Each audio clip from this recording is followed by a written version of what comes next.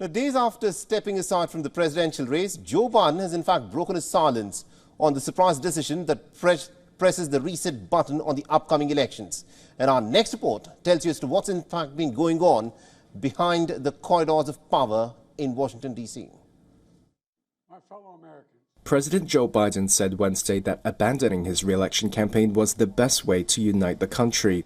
Biden had announced he would exit the race days ago, but this Oval Office address was the first time he's publicly discussed his decision. I've decided the best way forward is to pass the torch to a new generation. Whether we keep our republic is now in your hands.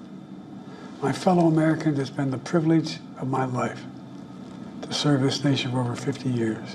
What Biden did not mention was weeks of pressure from within his own party to step aside, which he had resisted until Sunday. That push came after a disastrous performance debating former President Donald Trump. He spent days soul-searching and agonizing over internal poll data that showed he could lose to his Republican opponent in November. Meanwhile, in the days since Biden's decision, Harris has revitalized the Democratic election campaign. Biden called her a strong leader. She's experienced, she's tough, she's capable. She's been an incredible partner to me and a leader for our country. Now the choice is up to you, the American people. Hours before Biden spoke, Trump tried to push back against the Harris momentum at a rally in North Carolina, his first since the Biden exit. She is a radical left lunatic who will destroy our country. If she ever gets the chance to get into office, we're not going to let that happen.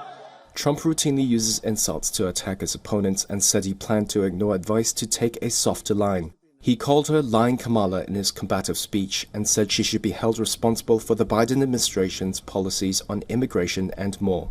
Biden put Harris in charge of working with countries in Central America to help stem the tide of migration, but she was not given responsibility for border security, nor was she named Border Czar, as Trump referred to her at the rally. Also on Wednesday, the Democratic National Committee's Rules Committee agreed on a plan to formally nominate Harris as soon as August 1st. That would be weeks before the party's convention in Chicago, with Harris picking a running mate by August 7th. For all the latest news, download the WION app and subscribe to our YouTube channel.